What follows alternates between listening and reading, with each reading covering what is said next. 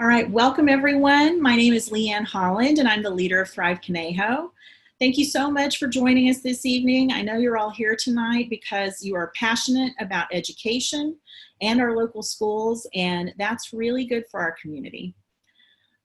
Who could have imagined the circumstances in which we find ourselves right now, navigating a new normal that feels anything but? There are a lot of folks in our community who are struggling and hurting.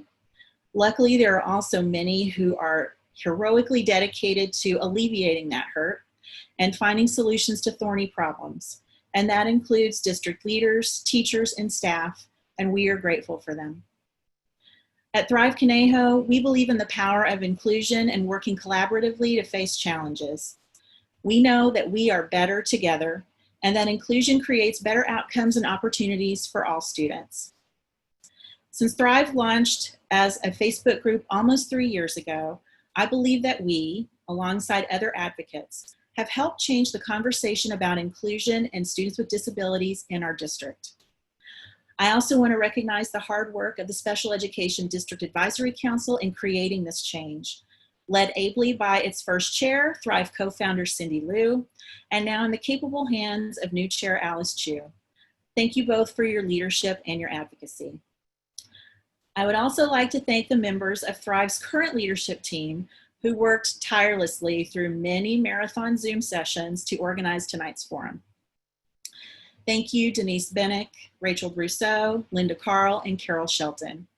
You are the beating heart of Thrive, and we wouldn't be where we are today without you.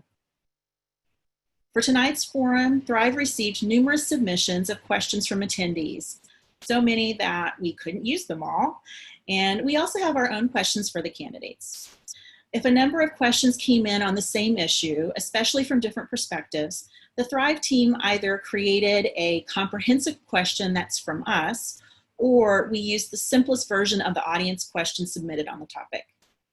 You will also see that we have included video questions again this year. Our goal is to give the mic to advocates and the groups they represent who face barriers to learning and are not always heard in the broader community. I hope you find the questions and answers enlightening. Finally, I would like to thank all 4 candidates for joining us tonight. Your willingness to discuss your positions and answer questions from the community is an admirable and important part of this process. Now it is my great pleasure to introduce our moderator for this evening, Dr. Edlyn Pena. In my opinion, Dr. Pena is rather uniquely qualified to act as our moderator this evening. She is the director and co-founder of the Autism and Communication Center at California Lutheran University.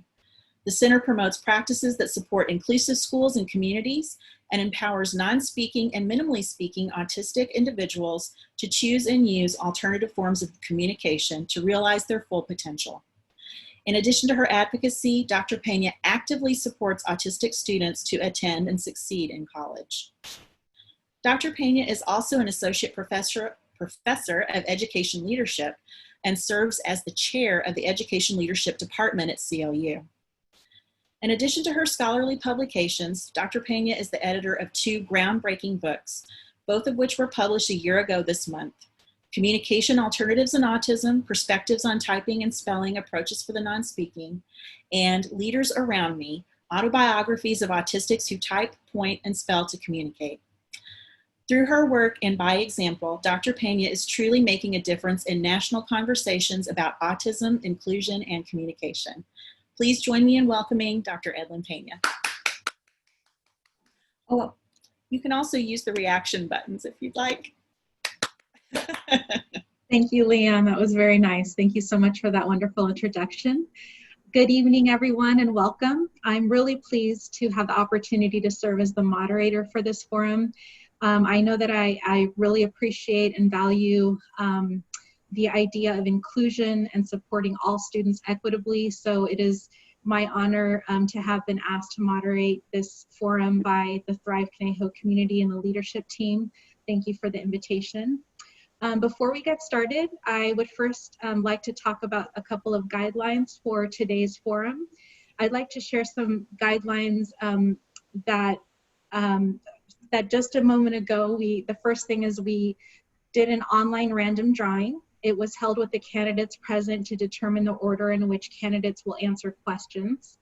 You'll see that each candidate has a number in front of their name on their Zoom screen. And those numbers are there to help me, but it also might help you because candidates are referred to by number only in my script. The majority of tonight's questions will be answered by 2 candidates only, with each round pairing different candidates together.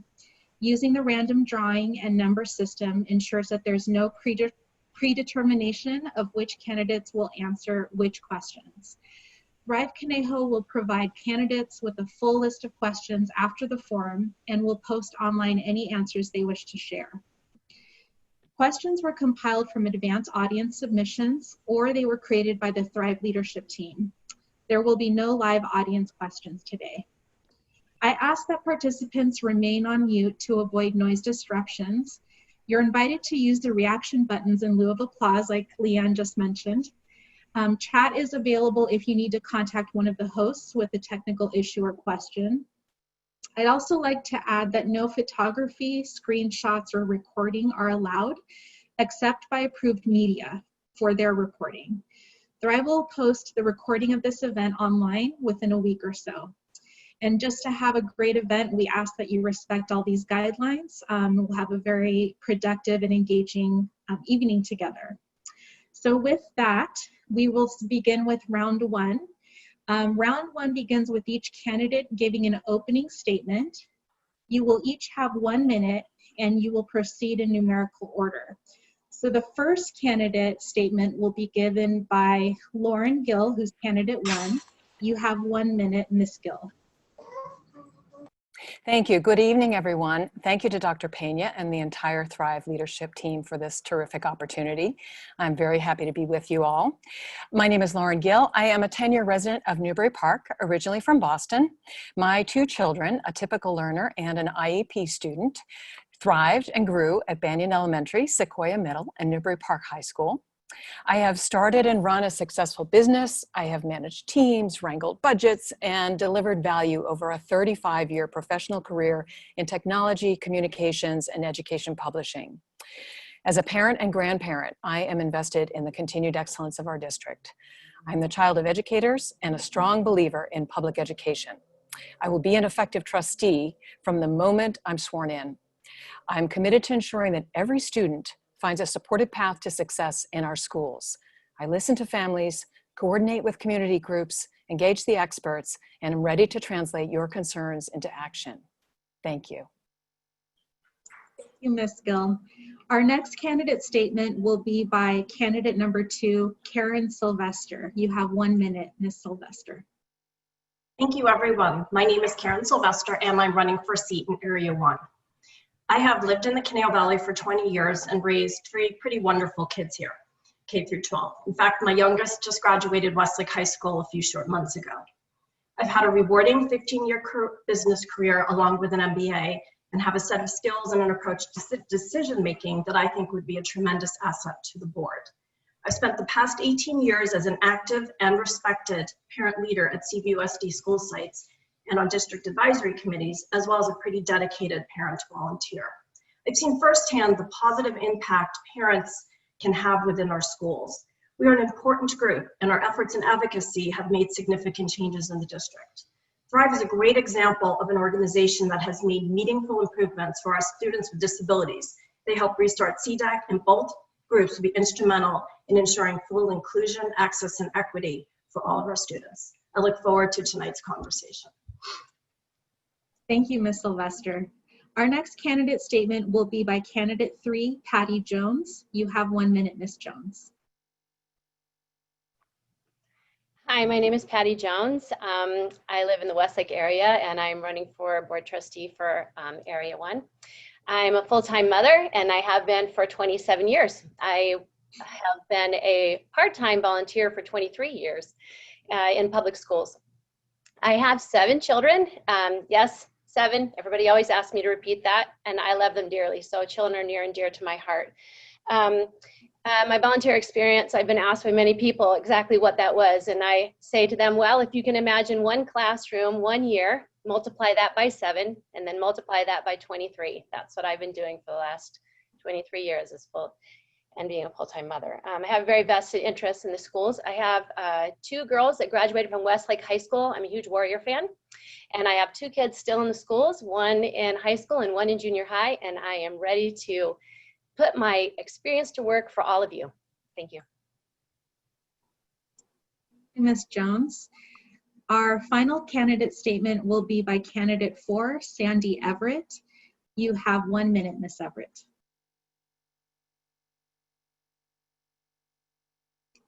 I believe you have to unmute yourself. I did the same thing last time. Okay, so thank you for hosting and having me. And I can't really start tonight without just saying that my heart and prayers are with the family of the 2 children that were killed over in Westlake. It's just been weighing on me all day, and our hearts are broken for these families, and we're just praying for them. My name is Sandy Everett, and I'm a current trustee on the Conejo Valley Unified School District School Board, which is a very big and important thing, as I would be the most senior member of the board after this election. I grew up in a family of 10 children. Both of my parents were public school teachers. I'm the second oldest, and I was just raised to love public schools, to volunteer in the public schools, and to help out the teachers. And I also know how to be frugal and work within a budget. I have 5 children, so coming from a family of 10 children, that doesn't even seem like very many. I always thought my family was kind of small in comparison. 3 of my kids have graduated from Newbury Park High School, and I have 2 currently attending Newbury Park. And I really have a vested interest in the success of our schools. And we also have an adorable new puppy named Bo. I earned a master's degree in education from Purdue University, and I hold an active school counseling license. And one of my guiding principles as a board member is that parents know what is best for their own children, and I will always protect a parent's right to choose what is best for their own children. Thanks so much. Thank you, Ms. Everett. Thank you to all the candidates. And just a reminder that we have a timekeeper to please take a look for any cues to wrap up comments so that we can respect everyone's time tonight. Well, can I just ask, I can't see her on my you're going to pin Denise/timer. Oh, okay, I see her. She wasn't showing up on my pin. I did pin her. Thank you. Thank you. We'll begin the Q&A session, and in this round, the question is a video question that will be answered by all candidates. We'll begin with Karen Sylvester and proceed in numerical order. Each candidate will have 2 minutes to respond. Our first video question comes from Jose Luis Pino, a longtime Conejo Valley resident and the father of 5 Conejo Valley USD graduates. He currently serves on the CVUSD Equity Task Force and is the president of LULAC of Conejo Valley. Additionally, he volunteers as a PFLAG support group facilitator. Please start the video.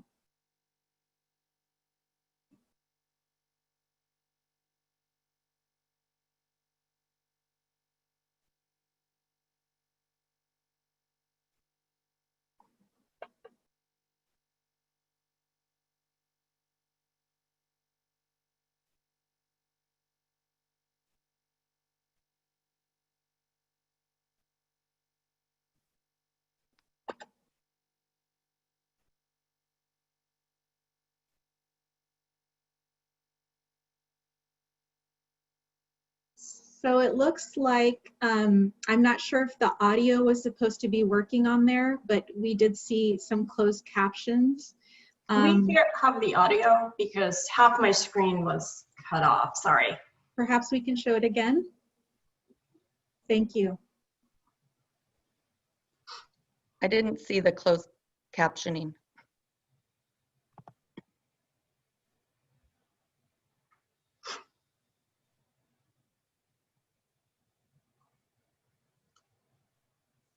The audio is still not working. So Leanne, there in Zoom, there's a button that you may have, I don't know if you checked it off, but when you share screen, you can also share audio. That's an option on Zoom that might not have been checked. Thank you for your patience, everybody. It wouldn't be a Zoom meeting without technical difficulties.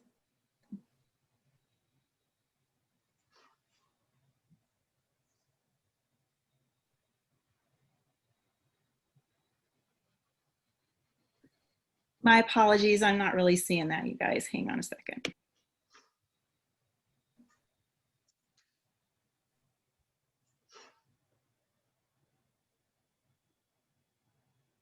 So when you hit share screen, the window pops up, and at the very bottom, there's a little check mark. It says share computer sound.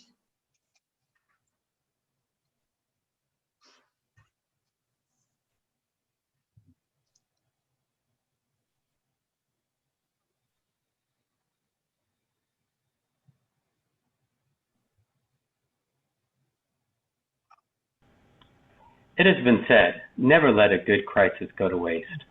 The pandemic has made obvious many long-standing inequities in our student population. The inequities span many demographics.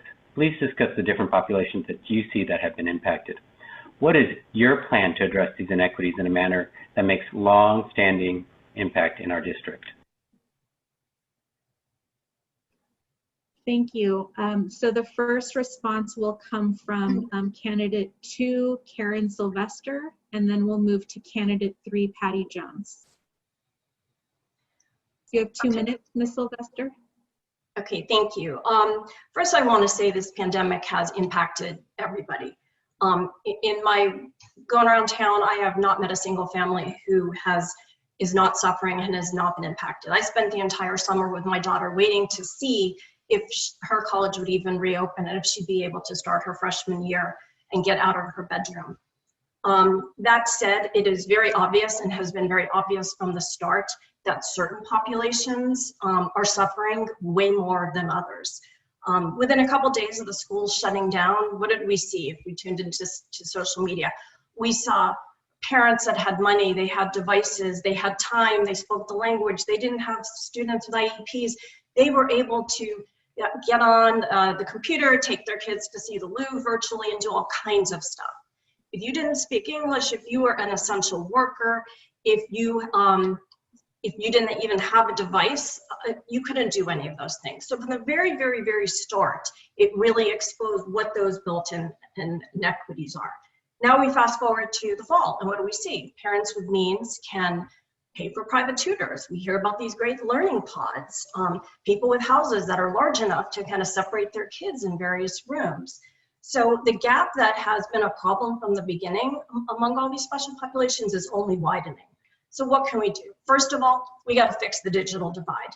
That's essential. And quite honestly, even if we go back to school full-time in regular mode, I think what we realize is every student needs their tools. They need a device, they need Wi-Fi, and honestly, they need webcams. So I think to the extent the state is working on that, the city is working that, we need to partner with them. 2, we need to get our vulnerable populations back on campus as soon as possible.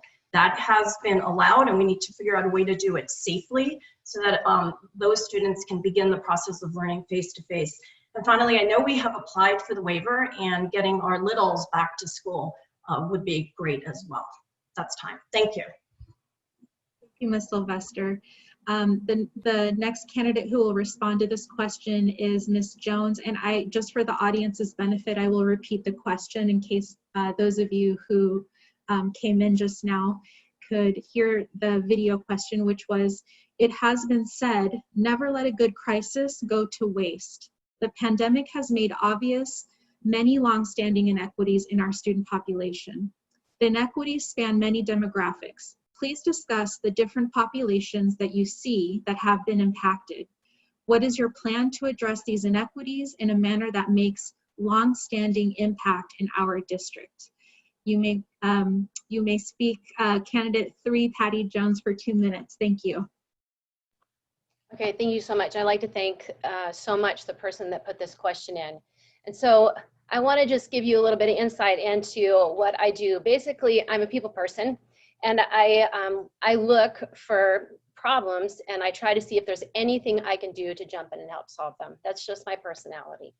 And so what I've been doing in our neighborhood is I've been assessing the emotional like the emotional impact it's having on the kids, and it's been very hard on them to be separated from their peers. And so we try to think of ways in our immediate community to address the fact that children are suffering from too much distance. And I encourage parents everywhere, if you're listening to this, please know that as community members in my area, we have banded together to create safe ways for children to communicate with each other, to see each other, and to feel connected. And that's so very vitally important. And I've seen the kids in our neighborhood that are actually improving because of that. Secondly, I've noticed that there are kids who simply are not doing online learning. They're not doing anything. And it's because their parents just can't. They can't sit down with them, and the kids are, they're not engaged. And so we need to find ways to help the children to be engaged and to keep being engaged. And thirdly, and I think this is vital, what this man is saying is that we can use this situation to highlight, I hope that people, the teachers, educators everywhere, parents, and administrators are keeping track of what is coming in from the other side, and that they're taking note. You're going to see right away who's falling off that page. You'll notice immediately. And I hope that those names are being recorded and that there's a dialogue being created. Exactly, what situations are going on in their family, and also what kind of lines they're falling under. Like, do we see a consistent pattern? If we do, that's where the help needs to go. We're going to see right away those consistencies, and then we can meet them head on. And so I hope we use this challenge to meet the needs and go forward. Thank you. Thank you. Miss Everett, same question. You have 2 minutes. You'll want to unmute yourself again. Thank you. I'm also really grateful for this question. I think it's very, very important. And as I've been hearing from parents who are struggling, and there are so many families that don't have access to everything they need to succeed. And I'm talking about parents who can't afford to put their children in daycare, parents who have had to even quit their jobs. I got a survey from one of the parents in our district. She surveyed her friends, and they were all in a parent club together, and she surveyed 48 families and found that 30% of them had to quit their jobs in order to help their kids succeed in school. And that was just so troubling to me. I also I believe that we have learned a lot from this pandemic.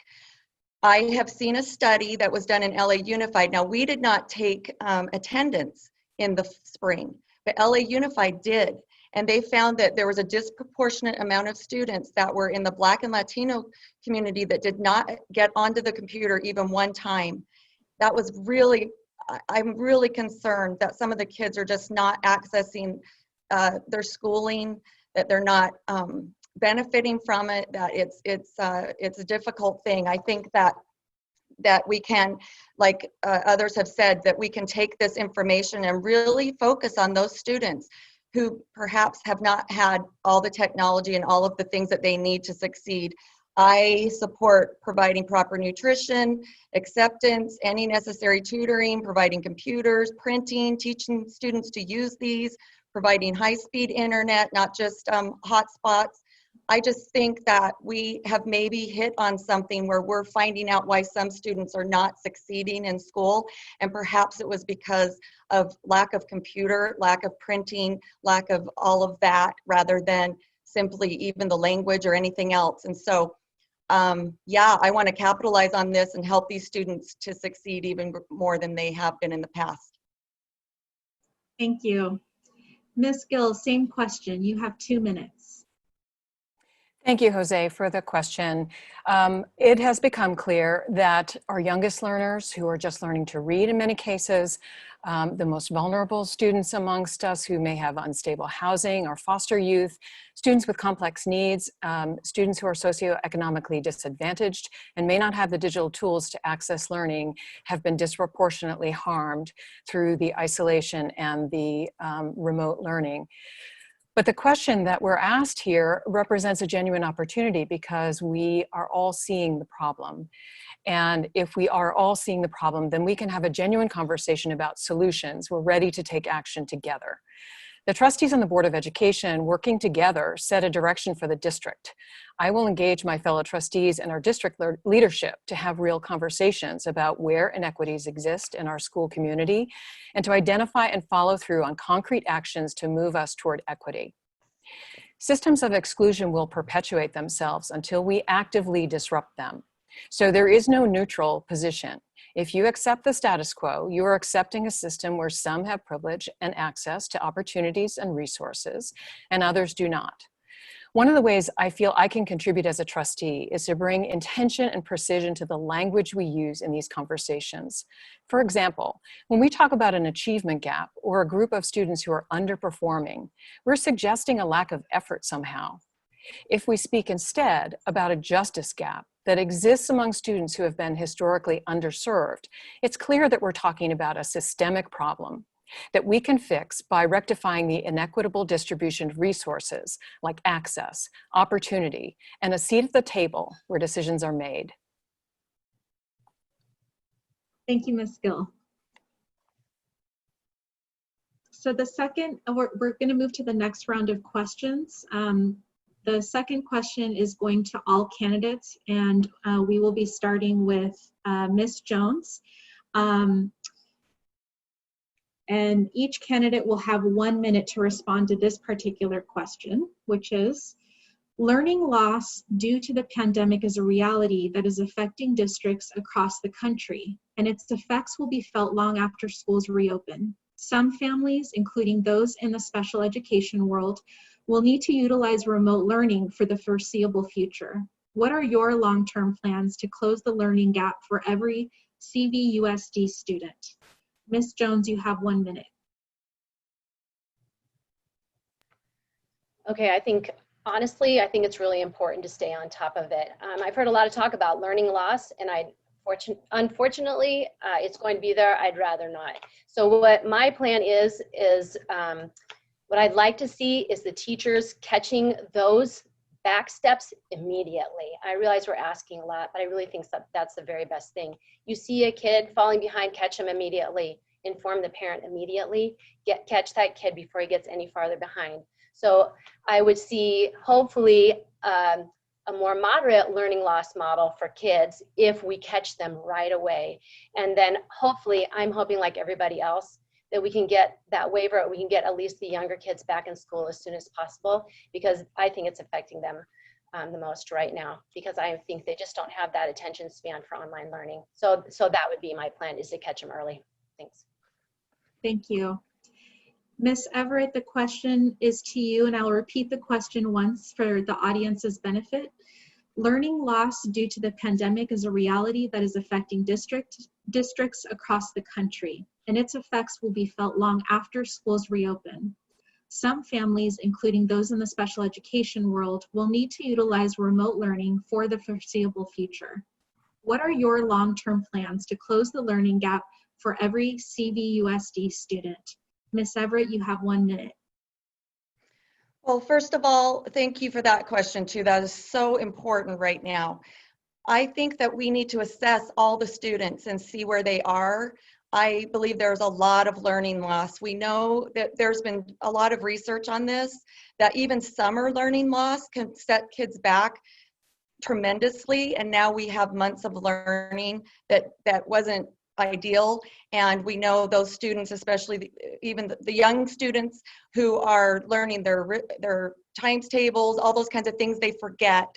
And this all needs to be assessed and see where they're at.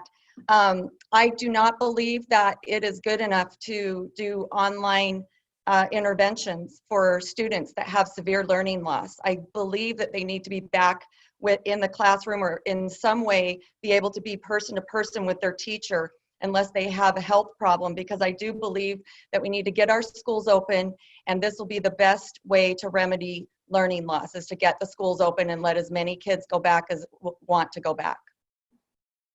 Thank you. Ms. Gill, same question. You have 1 minute.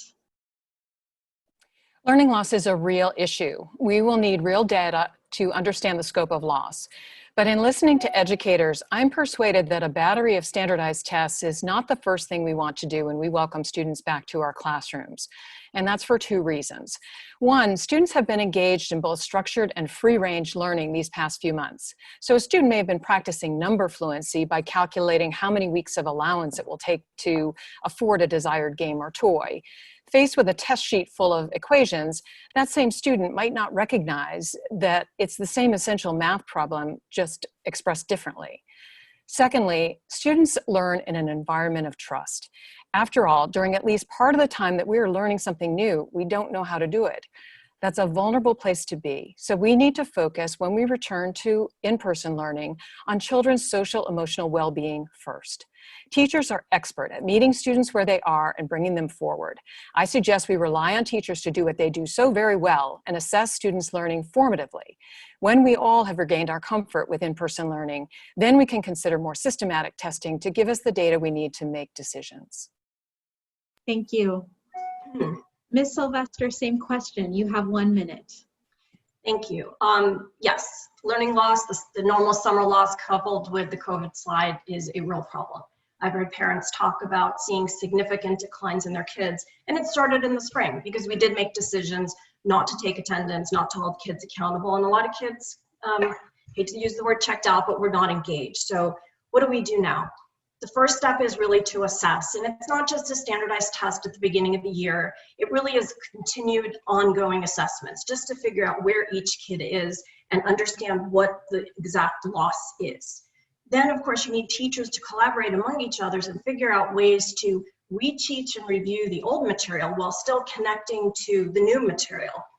I think the most important thing, though, that needs to be done is to check in with parents and make sure that the communication links are in place between the teacher as well as the parent, because the parent is bearing a lot of the brunt of the learning. Again, if we can get our most vulnerable populations back on campus and then have targeted help to some of our kids, that also would be helpful. We're out of time. Thank you. Thanks to all the candidates for answering that question.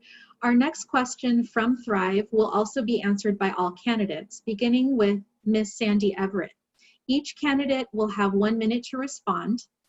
And the question is, if elected, what is the first item you would ask to have added to the board agenda and why? Ms. Everett, you have 1 minute. This is an interesting question because most of the time when I ask to have an item added to the agenda, it is not added to the agenda right now, which is really unfortunate. I believe that the most important thing, just going back to that, would be we need to do the assessments. I would say that we need to do parent surveys, and I would say that immediately, if our schools aren't all open, if K through 12 is not open and everything is running, and that we are starting to now not only do the 2.5 hours per day, that I would say we need to assess that and start working together as a board to get permission to let the kids go back to school for a longer periods of time, even if it requires putting tents out on the fields. I think that we have to focus on getting every single student back at school that wants to go back to school, that families feel it's safe for them and that they feel it's best for them. And of course, always maintaining that online option as well. Thank you, Ms. Everett. Next is Ms. Gill. The question is to you, and I'll repeat the question for the audience. If elected, what is the first item you would ask to have added to the board agenda and why? I think the first priority for all of us is for us to regain our equilibrium, to attend to the social emotional well-being of our students, our teachers, and our families. But beyond that, as a parent and grandparent, I'm invested in the continued excellence of our district. We have so much to be proud of, and that's apparent in every conversation I have with our students. Our students make me and all of us so incredibly proud. In those conversations, students voice opinions on ways that they think we can improve. Students tell me they want to be part of the climate crisis solution by phasing out single-use plastics, by recycling, and by composting our food waste. Students tell me that they want to see themselves in the literature they study in the form of more women authors, more Black, Brown, Indigenous, and LGBTQ+ voices. Students have tremendous insights about how they learn best. We need to respect students' agency. As a trustee on the board, I will ask students, listen to their responses, and take action on their ideas. Thank you. Ms. Sylvester, same question. You have 1 minute. Okay, for purposes of answering, I'm going to assume we've moved past redesign and reopen and learning loss, and we've solved all those problems. So what would be additional that I would want on the agenda? The first thing that pops up would be, I would like a better understanding of students who choose not to go to college, because we've determined that college is really not for everyone. What are some of the opportunities they have within the district at their school sites and at the county level? And really have a better assessment of what's available, and then to kind of get a sense of what the gaps are, where are the opportunities that we could do better. If I'm allowed to put a second item on the agenda, the one thing I realize I know almost nothing about is post-secondary plans. I know the district has responsibility for the kids till they're 22, but I don't know what that looks like post-high school graduation. And as a board member, I would like to have a better understanding of what that looks like, what the opportunities are, what we're missing out of, and how can we do better about transitioning these kids out of post-secondary. Thank you. Thank you. Ms. Jones, same question. You have 1 minute. Okay, thank you for asking. When I hit that school board, the first thing I'm going to want to do is look at those equity scores and those achievement gaps, find out why they're there, and move on it right away. I want a team studying it, and we're going to change that. I want those scores moving right now. And there are other schools in Southern California that are at a lower socioeconomic level than we are, that are doing better with their equity scores than we are. And anyway, I don't want to say anything negative. I'm just saying that I put my feet in there first. And secondly, I would move right away at full inclusion classes. I want to see them, and I want to see the kids in them. The kids are super successful in those classes. My daughter was in one, and the kids did phenomenal. And so I would definitely work to improve the achievement of all students, and I would get work on it right away. Thanks. Thank you.